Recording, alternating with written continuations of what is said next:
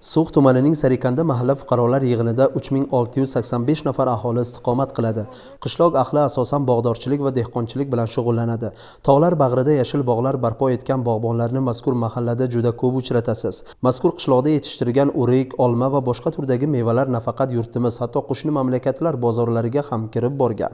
So'nggi yillarda mahallada xalq manfaati va yurt obodligi yo'lida arzirli ishlar amalga oshirildi. Xususan, qishloqning 8 kilometr ichki yo'llari to'liq asfaltlashtirildi.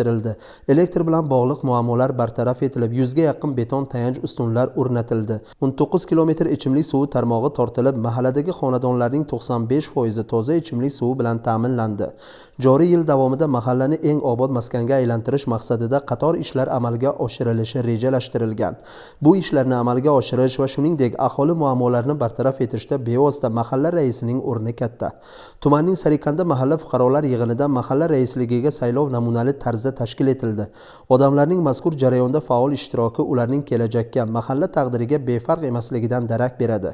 Saylov jarayonlari fuqarolar yig'ini raisi saylovi to'g'risidagi O'zbekiston Respublikasi qonuni asosida tashkil etildi.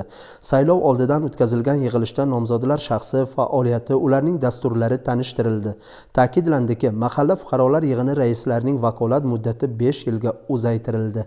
Bugun tumanimizda, mana Sarikanda mahallamizda birinchilardan bo'lib mahalla saylovi, rais saylovi bo'lib o'tdi.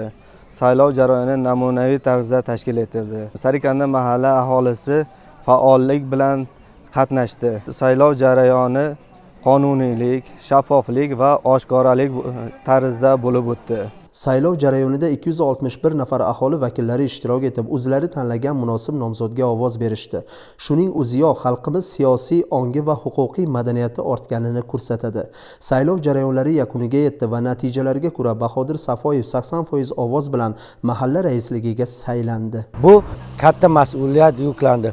Xudo xolasa kelajakda xalq bilan bir yoqadan bosh chiqarib, xalqning maslahati bilan Sarikanda mahallasini eng obod maskanga aylantirishga va'da beraman. Darhaqiqat mahalla raisi bo'lish bu juda katta mas'uliyat.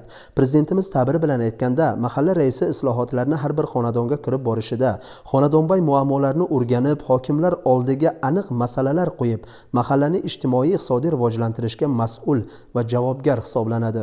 Jahongir Sobirov, Mashhur Hasanboyev So'x tumanidan tayyorlandi.